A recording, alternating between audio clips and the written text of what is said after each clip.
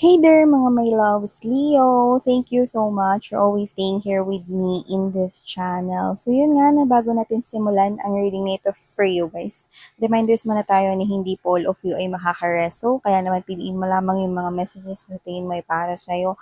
At kung feel mo na ang reading na to ay for you, then this reading might really for you. And syempre, wala tayong gender dito, babae, lalaki, LGBT, cross-watchers, you can flip roles if you want, you can do that. And of course, timeless din ito. So, pwedeng nangyari na sa iba, nangyayari sa kasalukuyan, or pwedeng hindi pa, at isang prediction sa inyong hinaharap or future. Kaya naman, ano pang wini-waitings natin dictate, tara na at tingnan ng mga mensahe nito for you.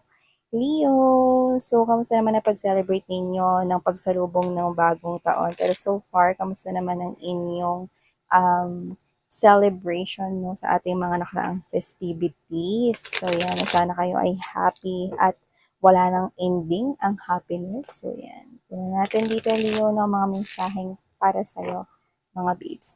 So, Spirits and Angel Guides, Archangel Michael, maraming salamat for being present here in this reading. This is for my Leo people.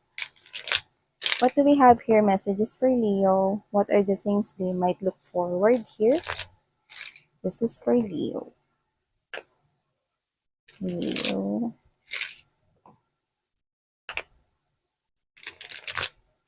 Leo, nakita ko rito na kung wala kang pinagkakakitaan or wala kang trabaho right now, no, nakikita ko rito na magkakaroon rito ng isang oportunidad no, kung saan magbabago na ito.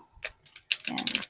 So, kung ikaw man ay walang trabaho ngayon, no, nakikita ko na magkakaroon at may makikita ka rito na isang opportunity at nakikita ko na yan ay para sa'yo talaga. Kaya naman, go ahead and grab that. Okay? So, let's see. Yung iba naman, no, doesn't have to be na wala kayong work, pero pwedeng, I'm getting that word kapos, kinakapos kayo, no, sa gastusin in everything. Nakikita ko na meron ditong parang sideline na susuporta dyan. So, magbabago na yung situation mo regarding dyan sa money. Okay, so let's see.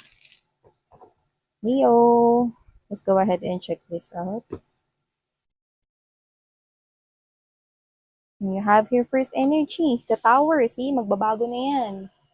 Okay, magbabago na yan. Okay, magbabago na yung sitwasyon mo na yan. I'm seeing an ending right here, okay?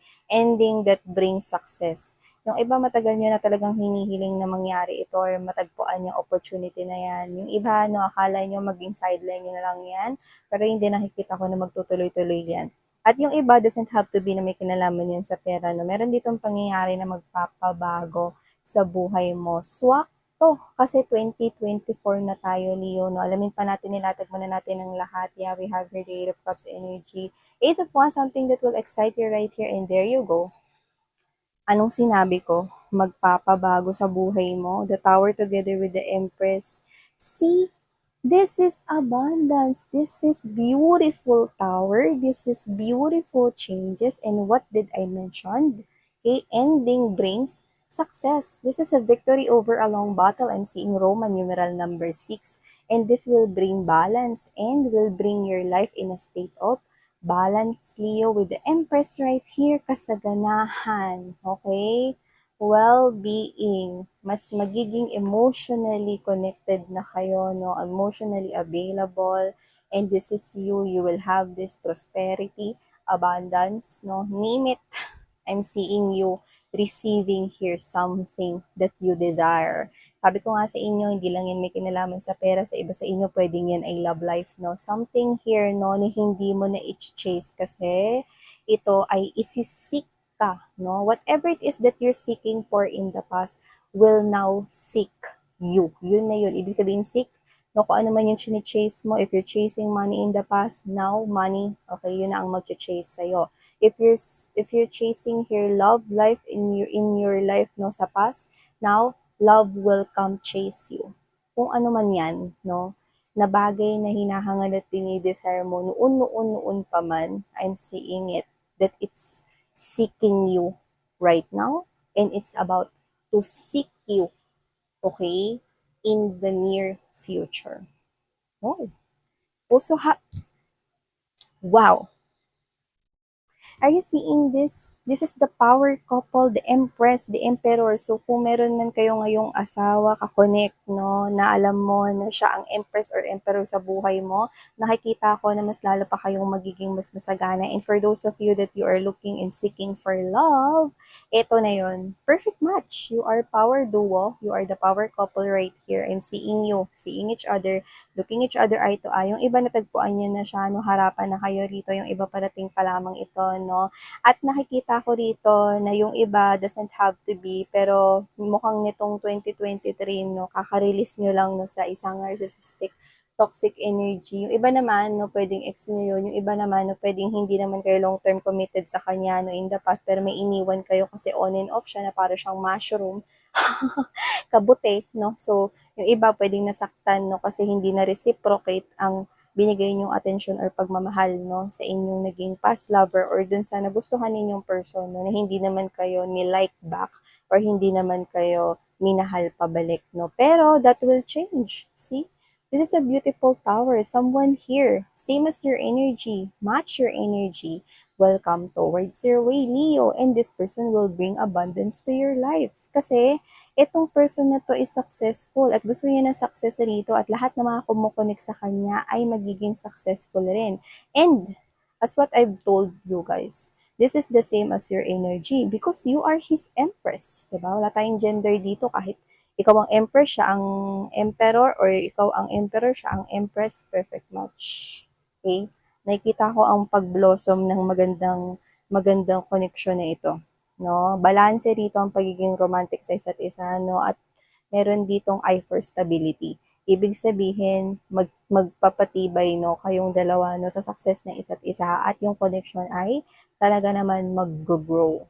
Yan, ng bongga, no? So, tama lang na iniwan ninyo kung sino man yung mushroom or nakadil ninyo noon kasi makikilala nyo na ang same as your energy, your divine counterpart right here. And with the star, are you kidding me? You just have here mostly major arcanas, no? Alam nyo kung titingnan ninyo, we have here 78, no? Na bilang ng ating tarot decks. In every deck, there is 78, no? Sa number. At ang major arcanas ay bilang lang sa daliri ng kamay. Yung mga minor arcanas, no, ay talaga naman, no, na mas plenty compared to the major arcanas. In here, the universe interfered in your life. 2024 is something here big for you, Leo, okay? Beautiful changes, beautiful tower is coming towards your way.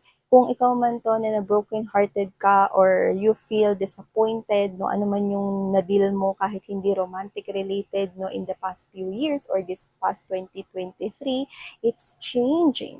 Okay? This is definitely changing here for you, Leo. So I'm seeing that there's a wish fulfillment, something here, di ba sabi ko dito, something here that excites you, something here that uplifts your spirit, uplifts your soul right here, uplifts your life. Your life is ascending right here. Ace of Wands energy, there's a lot of excitement coming your way. That's what I'm sensing. With the star, this is wish fulfillment. Okay? Everything just comes in alignment. The stars are aligning here for you. Literally. So whatever the case may be, I don't know why I'm seeing moon. It shines so bright. Maybe this is an indication that you do not see this coming.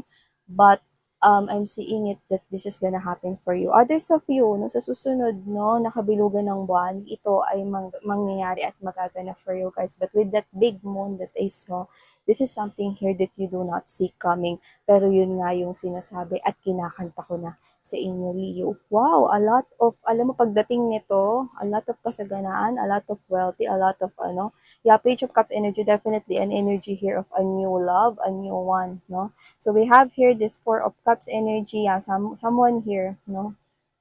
Ang nakikita ko na lumalapit sa inyo, kung sino man tong tao nag-abandona or sino man tong mushroom na ito, no, wala na siyang pwesto dito sa inyong life. Okay? I'm seeing you rejecting that person because you now realizes your worth, that you deserve here, same as your energy. Tsaka hindi naman talaga nagmamatch yung energy ninyo, no? Yun na nakikita ko rito. Kasi siya, parang palaasa siya rito eh. Parang yung problema niya, ayaw niyang pasanin. Hindi yun sa parang gusto niya magpatulong sa iba, kundi gusto niya talagang ipasa sa iba. You know what I mean, no? So, you are not a babysitter kasi nakikita ko rito na hindi ka naman rito sa relationship, hindi naman dapat, no, na ikaw ng ikaw, no? Kasi yung kadil mo, para siyang fetus, no? Para siyang fetus na kailangan mo pang arugain, no? Hindi yung, iba yung pagiging sweet, pagiging caring sa relationship. Dito hindi, para ka nag-aalaga ng sanggol. Para kang isang babysitter. You're not a babysitter. The Okay, you also deserve to be loved. You also deserve to receive, no, yung love at affection, yung attention, yung time, yung effort na binibigay mo, no. And I think ito, binibisit mo yan noon eh, no, binibi mo yan, no. Kaya pala ganyan, mga babes, no. Nakita ko rito na itong tao na to, no, is regretting, okay? Regretting na inabandon na kanya, iniwan kanya, no, at gumawa siya ng mga undeserved mong treatments, no. Well, this person could be giving me the vibe na pwedeng yung iba, younger siya sa'yo, pero pwedeng immature. Okay? At meron siya ngayon kinakaharap na problema. No? At nakikita kong nahihirapan siya rito. Eh paano? Ikaw yung gumawa ng lahat ng solusyon dati. Ngayon naaalala ka niya, no? Si babysitter nga talaga. So, pero nakikita ko dito with the Page of Cups energy, this is new energy right here. New offer yan, no? Na hindi mo akalain na emperor pala or empress pala, no? Yung ini-embodies na energy ng new potential lover na yan that is already connecting sa iba sa inyo. Kausap nyo na yan. Yung iba naman papasok pa lang sa life nyo. And this is a wish fulfillment right here because you will no longer babysit here, but you will also receive here that same, baka nga umaapaw pa na pagmamahal na deserve mo. Talaga. I'm seeing you walking away from that life na na-disappoint ka. No? Hindi lang sa romantic relationship. I'm seeing you receiving here that change that you deserve. You're moving towards this exciting moment, towards this new adventure here of your life, and you're now ready to ride that new roller coaster kasi this one big ride of your life. Yan, no? I'm hearing that um, this is your ride and die. Okay? Pahina kasi, hindi maintindihan. Ride or die, okay? That kind of praise, no? Na ito na yun, yung perfect match mo. Yung talagang susuporta sa'yo, no? Yung parang sasabayan dito lahat ng kakalugan mo, no? Sasabayan dito lahat ng topak mo and everything. Will accept you for being who you are. And nakita ko rito that you will also feel this same feeling towards this person here. Yeah. Well, actually, I do sense that this is something here that will be challenging at first because maybe this is you dahil parehas kayong energy. Nakita ko dito ng resistance sa una. May pagmamatigas ng emosyon sa una. Pero as you get to know each other, baka magsimula kayo maging business partner or magkatrabaho, no? Pero I'm seeing na habang kayo ay nagkakakilala, nakikita ko rito na nakikita mo at makikita mo ang sarili mo at makikita niya ang sarili niya sa'yo. You could be mirroring each other. This could be a twin flame connection right here. This could be your soulmate. Okay? Or there could be some kind of a past life connection sa inyong dalawa. Maybe you've encountered each other's soul already in one of your past lives. Okay? So yeah, Leo, claim this mga mahal, no? These are your energies and this is what we're seeing for you guys. By the way, I'm seeing na yung ex niyo nag-abandon na sa inyo or nag-disappoint sa inyo in the past, no? This person is actually sending you a very, very petty message. Like literally, parang wala siyang kasalanan, no? Yung parang, hi, hello, kamusta ka? No? Yung parang wala siyang nagawang kasalanan dito, no? So, napaka-petty ng kanyang, no? Ng kanyang intro, no? See? Walang ka-effort-effort. So, yun, ito ang mga mensahe na nakuha ko for you, Leo. Thank you so much, honey. Sarang Love and Light. Annyeong.